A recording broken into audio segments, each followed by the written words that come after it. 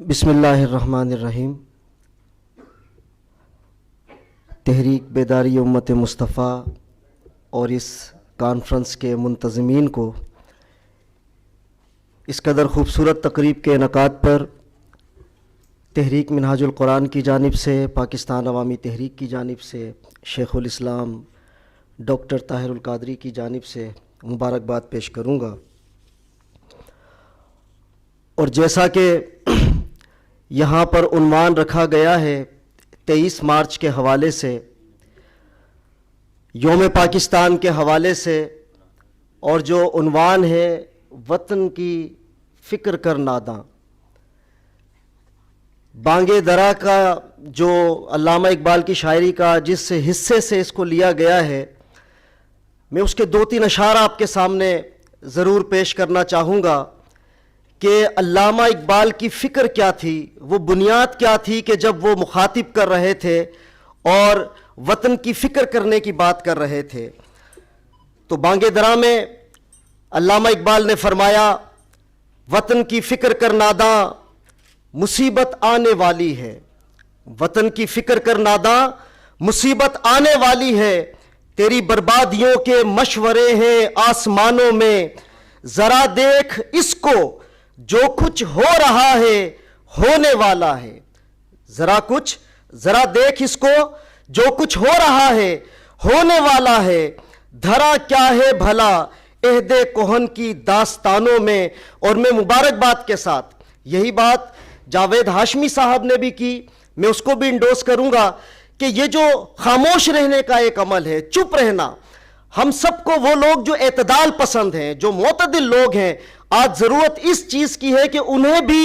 بات کرنے کی ضرورت ہے، ان رویوں کے خلاف، ان لوگوں کے خلاف کہ جو انتہا پسندی کو فروغ دے رہے ہیں۔ اور علامہ نے اسی جگہ فرمایا، یہ خاموشی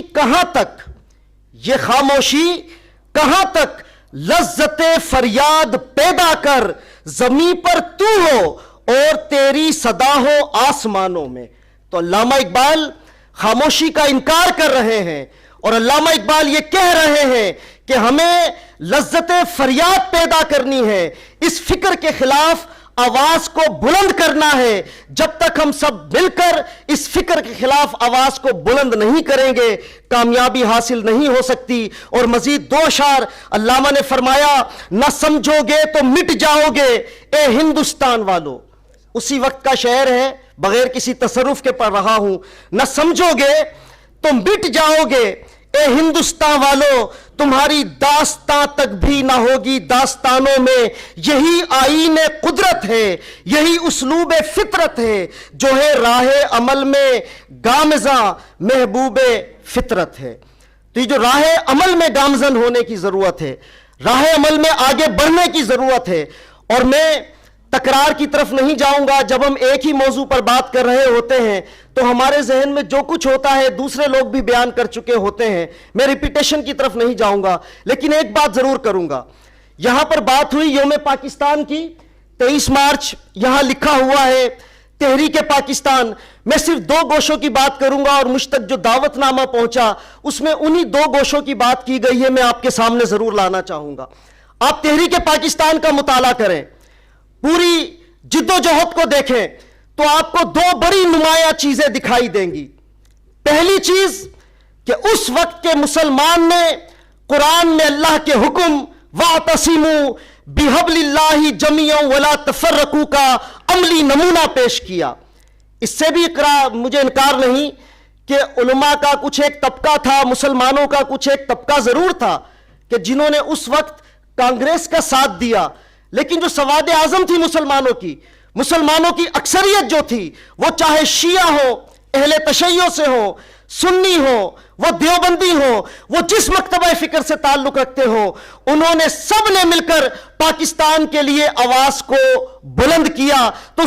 تحریک پاکستان کی پہلی خوبصورت چیز وہ تھی اتحاد امت۔ اور دوسری چیز کیا تھی؟ ہو سکتا ہے کہ آپ میں سے کچھ اختلاف کریں، لیکن اگر آپ اس تحریک کا مطالعہ کریں تو جو جتنے علماء تھے، پیر خانے تھے، ان سب نے ان لوگوں کے لیے آواز بلند کی کہ جو بظاہر سوٹڈ بوٹڈ لوگ تھے،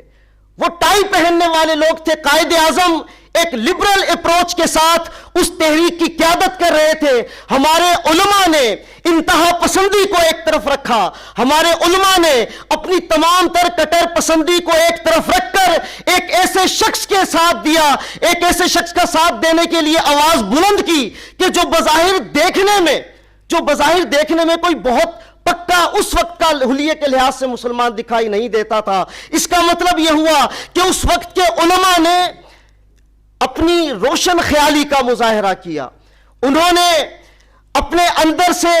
اس چیز کو نکالا کہ ہم اپنے اندر ایک آزاد خیالی کو لے کر آئیں. آج اگر ہمیں پاکستان کو بچانا ہے, اگر ہمیں پاکستان کو آگے کی طرف لے کر جانا ہے, تو ان دونوں چیزوں کے ساتھ اتحاد امت اور ساتھ ہی ساتھ روشن خیالی, ایک ایسی سوچ, ایسی فکر کہ ہر شخص مسلمان ہے, اس کا جو حلیہ ہو, اس کی جو زبان ہو, لیکن وہ ہمارا مسلمان بھائی ہے, اس کو ہمیں آگے کی طرف لے کر چلنا ہوگا. اعتدال پسندی کو اپنی طرف اپنے اندر پیدا کرنا ہوگا. اور مزید ہمیں کیا کرنا چاہیے؟ پروفیسر جاوید ہاشمی صاحب کے جو 3 نکات ہیں میں ان کو بالکل سیکنڈ کروں گا کہ جو ریاست کی ذمہ داری ہے ریاست اس کو پورا کرے, جو علماء کی ذمہ داری ہے علماء اس کو پورا کرے, اور ساتھ ہی ساتھ عوام پاکستان کو بھی اس میں اپنا بھرپور کردار ادا کرنا ہوگا. رہنما خطوط موجود ہیں, قرآن مجید موجود ہے, اور پھر یہاں پر محسن نقوی صاحب نے بھی بات کی, دیگر افراد نے بھی بات کی.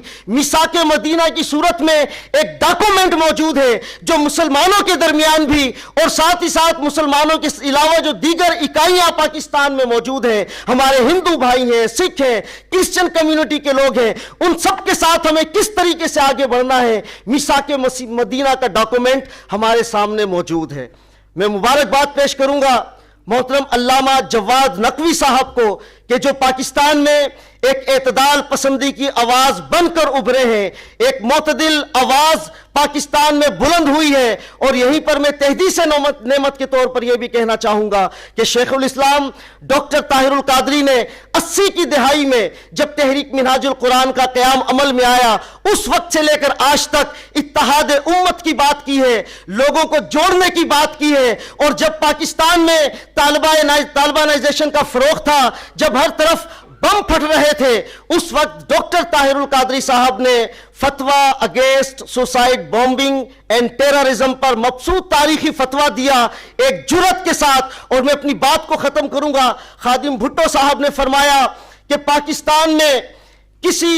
کوئی عیسائی دہشت گردی کی واردات میں ملوث نہیں ہے. میں آپ کو خراج تحسین پیش کروں گا خادم بھٹو صاحب, میں اپنے تمام عیسائی بھائیوں کو, ہندو بھائیوں کو خراج تحسین پیش کروں گا, لیکن ایک بات ضرور آپ سے کہنا چاہوں گا, اور وہ یہ ہے کہ پاکستان میں جہاں کہیں لوگوں نے خودکش حملہ کیا, جہاں پر چاہے وہ اہل تشیع کی مسجد ہو یا سنیوں کی مسجد ہو, وہ پھٹنے والا وہ کوئی اور تو ہو سکتا تھا, لیکن وہ مسلمان ہرگز نہیں ہو سکتا. پاکستان میں بھی کسی بھی ایک خودکش حملے میں مسلمان نہیں تھا, کیونکہ وہ کچھ اور ہو سکتا ہے لیکن مسلمان نہیں ہو سکتا. ہمارا یہ ماننا ہے. اللہ تعالی ہم سب کو اتحاد اور اتفاق نصیب فرمائے, اور اس طرح کی قوتیں جو پاکستان میں کام کر رہی ہیں اتحاد کے فروغ کے لیے, پاکستان عوامی تحریک منہاج القرآن, ڈاکٹر طاہر القادری صاحب ان کے ساتھ شانہ بشانہ کھڑے ہیں. بہت شکریہ.